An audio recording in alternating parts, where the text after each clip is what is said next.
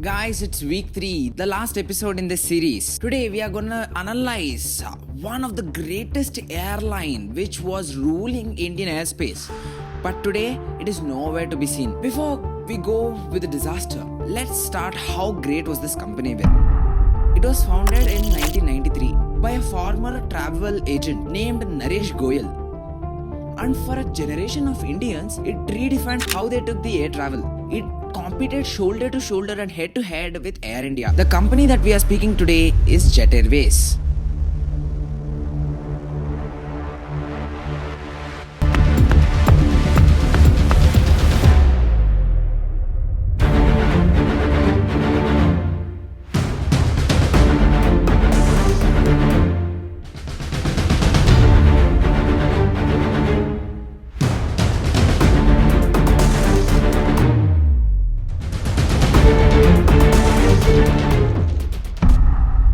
At that time, air travel meant delays and indifference, and Jet Airways spied and solved all those questions. It meant warm service, hot meals, clean cabins, and the best thing of all time, it was on-time departures. And the business travelers swore by it. It grew into India's second biggest airline, competing with Air India in the first place. It had a fleet of aircrafts, almost over 100 aircrafts in the fleet, and it had the perfect network from Delhi to Mumbai, from Frankfurt to Munich, and it even carried a long way routes from London to India and even further connected to United States. And till now it was the good part, and from here the timeline gets brutal. Because in April 2019, the plane stopped flying, and in November 2024, India's Supreme Court did something that it had never done to a commercial airline before. It ordered Jet Airways to be liquidated. And to specify, it didn't die with bad luck again. It died with the 3 decisions that it paid the price. So we are going to directly dive into the 3 decisions. Decision number 1. It expanded on borrowed money at exactly the wrong time. Jet Airways, chasing growth, took on heavy debts. It included the costly acquisition of Air Sahara. And the insiders even said purchasing Air Sahara was already a greatest mistake, and on top of that, it purchased it for a high valuation, which the Air Sahara company was not valued at. It only thought that expanding with Air Sahara and acquiring it had made it even grow more faster, but it was the different way. And when the fuel prices climbed up and the low cost rivals started cutting their fare, and the debt that was supposed to fuel the future of Jet Airways started to be the biggest anchor. To make even worse, decision 2 comes in. It kept flying long after the money ran out. Yes, you heard it right. Jet Airways flew its fleet even after it is drowning in debt. For example, if Jet Airways had already enough cash to just fund till 10th of July, Jet Airways kept on running the fleet till 20th of July. That 10 days of deficit adversely impacted on Jet Airways' growth. And to bear that cost, what did Jet Airways do? It did the single adverse thing that no other company should do. It was just to cut down the salaries of employees and staff. And when the company came to a halt, the employers were having no option, and millions of travelers were strangled all across India and the world. Today, if you look at Jet Airways, there are only 9 aircraft which are working, and we're talking about 7 ATRs. So ATRs do not really operate from places like Bombay and Delhi. Only 2 or 3 aircraft which are working at this point of time, and that is why massive cancellation. In fact, I'll ask my cameraman to really zoom into the Jet Airways counter, and you can really see so many people right now stranded here trying to really look for refunds. And to make these things even terrible, decision 3 comes in. Even in bankruptcy, the rescue never put the real money in.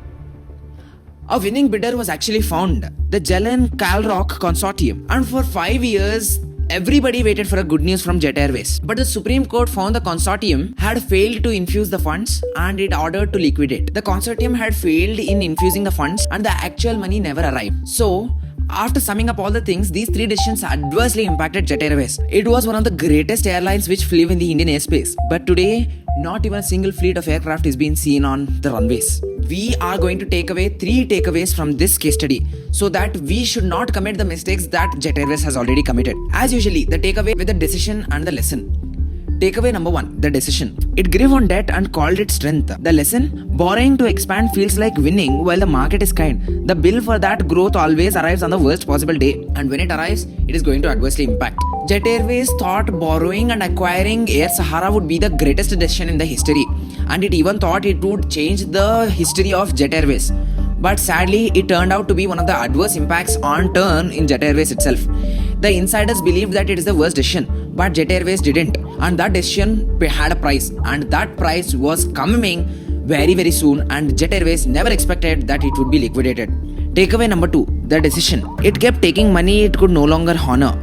The lesson, selling a promise you cannot keep doesn't buy you time. It just adds more victims. It still believed that it could solve the liabilities that it took, while the money that it had couldn't even honor a part of it. So first value your own situation and take debts on that. Because if you are having a high expectation, that doesn't mean you need to take high liabilities or high debts.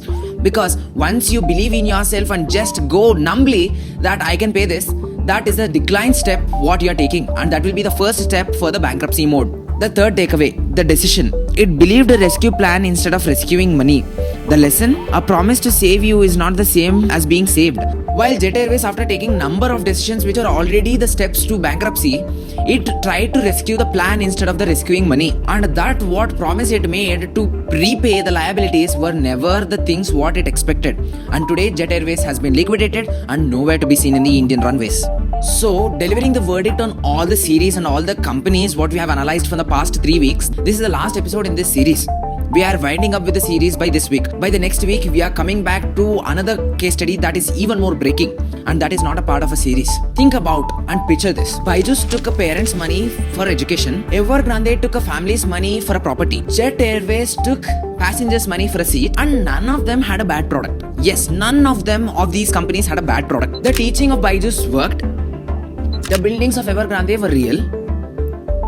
The Jet Airways planes flew for real and the fleet was real. They all died the same way, paying yesterday's promises with tomorrow's money. These all companies had only one thing in common that led to a bankruptcy mode. They started paying tomorrow's money for previous promises. And that is where these all 3 companies started to die, and today they are nowhere to be seen in the markets. Nor EVERGRANDE, nor BYJU'S, and not even Jet Airways.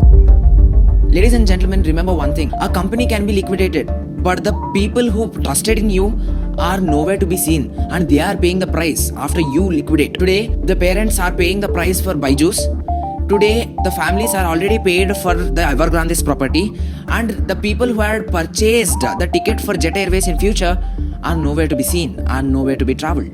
So, a company can be liquidated, but never the promise that it took and the trust that it believed. And the people who have lended these companies are still bearing the price. With that, we are closing this 3-week series with analyzing almost 3 of the greatest brands in their industry are nowhere to be seen today. So this completes the series. We are coming up with the greatest episodes that maybe nobody would have known, or if known, they would have not known the behind the scenes. So with that, I hope you have learned something valuable from this series. So if you have learned something valuable from this series, go make sure to hit that like button. It makes me happy. And if you have not yet subscribed, go subscribe and hit that notification bell so that you don't miss next week what is coming up. That's it from my side for today, guys. Meet you in the next one. Until then, bye bye.